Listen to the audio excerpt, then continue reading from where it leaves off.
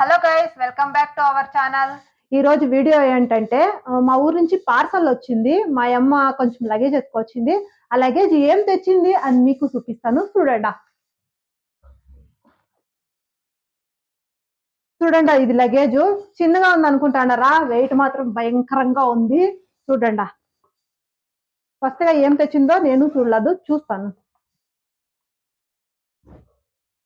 ఇంత లగేజ్ వచ్చేదానికి main purpose ఇది లాస్ట్ లో చూపిస్తా ఇదేమి అనేది మీకు.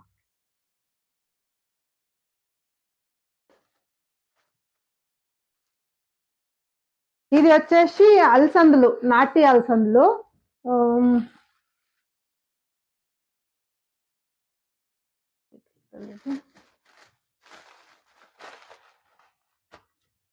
చూడండి, కనిపిస్తుందా క్లారిటీ?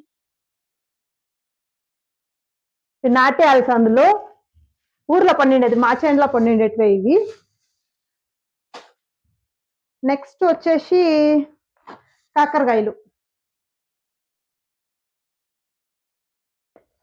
ఇవన్నీ మా దాంట్లో పండిండేటివే, మా అమ్మోళ్ళు పండిండేటివే ఇవి. చూడండి,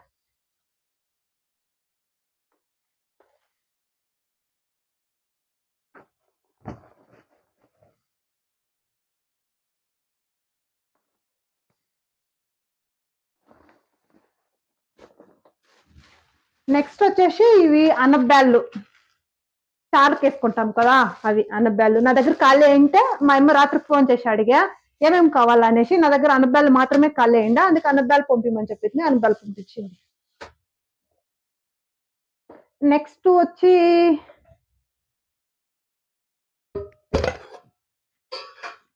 ఇది పాక్, కజ్జాయిల పాక్. మొన్న దీపావళి అయ్యి కదా, దాని నుంచి కజ్జాయిల పాకు.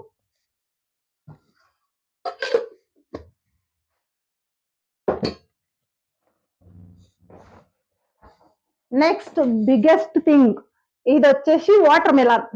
ఇది కూడా మా చేనులో పండిండేదే. అన్ని మేము పండుతాము ఇవన్నీ ఊర్లో. మా అప్ప రైతు కాబట్టి, మేము రైతు బిడ్డలు కాబట్టి అన్ని పండుకుంటాం.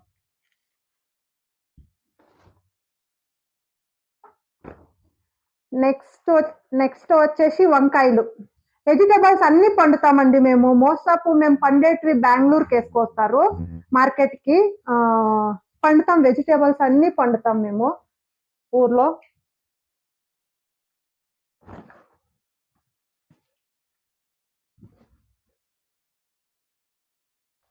సో ఇది వచ్చేసి నెయ్యి వచ్చేసి ఇది ఇంట్లో చేసిండేదన్నమాట, ప్యూర్ నెయ్యి.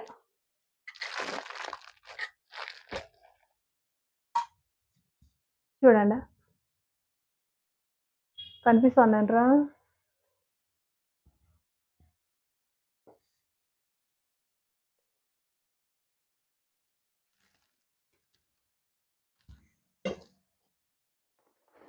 మళ్ళీ నెక్స్ట్ ఇవి అలసందకాయలు. వెజిటేబుల్స్ ఏమున్నా అన్ని మా చేనులోనే మా అమ్మోళ్ళే పండిస్తారు ప్రతి ఒక్కటిను. అప్పుడప్పుడు పంపిస్తారు.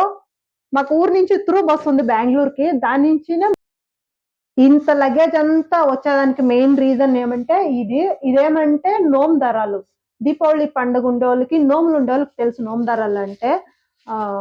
చూడండి, చూపిస్తాను.